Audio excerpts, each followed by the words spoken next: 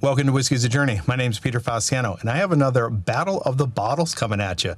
If you're not familiar with this segment, I have a bunch of random samples in a sample pool. I'm a Whiskey Promiscuous channel, and I put these samples together for some reason. They could be Irish whiskeys, they could be bourbons, rye, international, Japanese. You get the idea. I have a whole bunch of samples. I randomly chose these. I have them stickered on the bottom, so I have an idea of what they are. I'm going to pour them. I'm going to nose them and taste them. I'm going to A/B compare them off camera. I'm going to, clear my palate, get a better idea of what they have to offer, and then I'm going to let you know which one I like the most. If I'm brave enough, I'm also going to attempt to let you know what I think they are. So let me go ahead and start with the glass on my left. Nose it, taste it, and let you know what I think of it. It is spicy, cherry, brown sugar, vanilla. I think we're dealing with a bourbon here. If you've been here for a while, you know that I am not the biggest fan of spicy bourbons unless they are balanced with good sweetness. And I'm gonna tell you, on the nose, this smells really spicy. And there is a underlying layer of sweet, but that sweet right now on the nose is not elevated to the point where I think this is balanced. And that spiciness is a pepper, cinnamon, ginger, faint amount of cherry, vanilla, and caramel. Let's go and get it on the palate, see what I think. Yeah, immediately, that's an explosion of spice, barrel char on the side of my tongue, barrel bitterness on the side of my tongue, oak in the back, very small amount of cherry, and definitely spicy. I can tell you right now, this is not the best on the palate for me. I don't know why or what this could be. I definitely think that this is a bourbon. So let me get a rinse of water, move on to glass number 2, tell you what I think of it. All right, glass number 2. A little bit musty, but again, that spice is there. There's honey. I absolutely love honey, and I rarely get a honey note, but honey is coming out of here. But that spice note is over the top of the honey. Some vanilla, some oak, but mainly spicy. Actually, you know what? Oh, they smell different. Well, maybe not. There's similar notes in both of them. Bourbon notes, that's what I'm going with. But they smell similar, but they smell different. All right, let's go ahead and get this one on the palate. All right, that one's a little bit better. It is a little bit less spicy on the palate, but it's more oaky. It has a little bit more tannin on the side, and it is also coming across as thinner. And maybe that was just because that was the second sip. Maybe I got a little bit acclimated. I'll know a little bit more when I do the A/B comparisons and go back the other direction.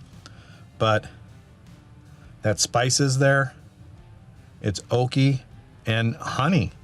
I got cherry on this one, or in this one. But I tell you what, the more that I smell these, the more they're smelling similar. Cherry is definitely coming out of this, and honey is coming out of this one. And this has more oak. Not one of the best matchups that I've had. I'm not particularly fond of either one of these just because of the level of spice. But what I'm going to do is off air, I'm just going to go back and forth. I'm going to clean my palate or clear my palate, let it rest, give these things due time. And then when I come back, I will let you know which one I like the most and then reveal to myself what it is that I've been drinking. See you in a little bit. All right, so this is going to be a battle of honey or cherry. One of them has the honey note. The other one has a cherry note. They are both spicy. I'm not really a fan of either one of them, but if I'm going to have to choose something because I like honey so much, I'm going to go with glass number 2 on my right. This comes across as very spicy, but this one also has an oaky note to it that goes pretty good with the honey. And the best way that I can explain this, I've never used these, but you know the honeycomb dippers that look like a beehive, and when you dip it into the honey, you see this, like I think on Honey Nut Cheerios. This is a Honey Nut Cheerio if you were to actually chomp on that stick and eat it with the oak as well. I know that doesn't sound very pleasant, but the best way that I can describe this one is honey oak, honey nut Cheerios. It does have a little bit of a orange rind or orange citrus note to it, where this is just spice and cherry. I don't think either one of them are very high in the ABV. And to be quite honest, this has not been my favorite Battle of the Bottles or bottle battle that I've done up to this point. So I'm going to be very interested to see why I put this battle together. So let's go ahead and see or figure out what it is. If I had to get, well, I'm only guessing that these are bourbons and they are probably somewhere around like 95 to 100 proof, but that's pretty much all I have. I don't know what I have in my pool that would be this disappointing.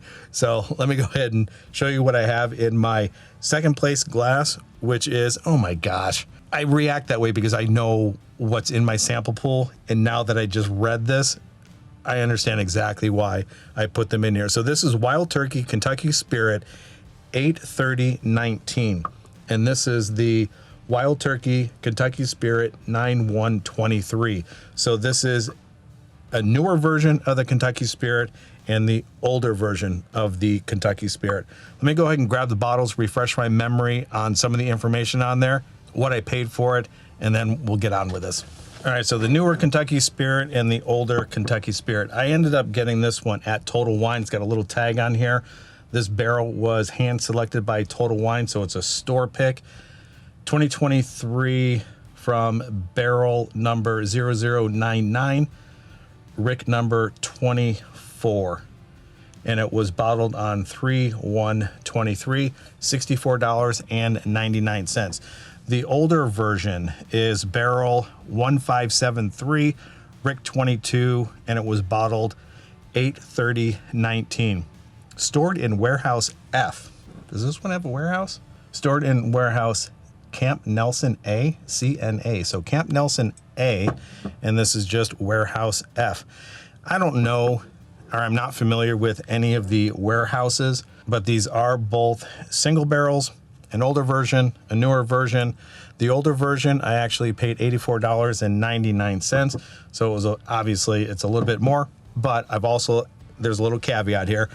I picked this one up really early on in my journey at a local liquor store that is notorious for overpricing their products that they have there.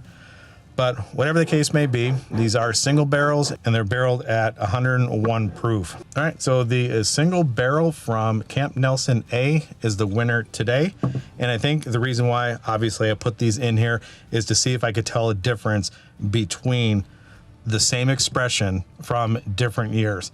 And I think this also proves that there is variation within single barrels, and I could probably do a single barrel variation of somebody else's pick in 2023 and probably come up with differences as well.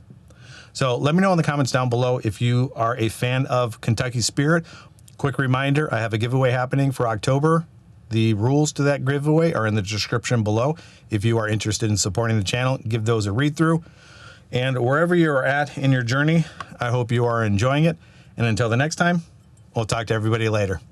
Actually, I'm not going to drink these. This was not a fun one for me.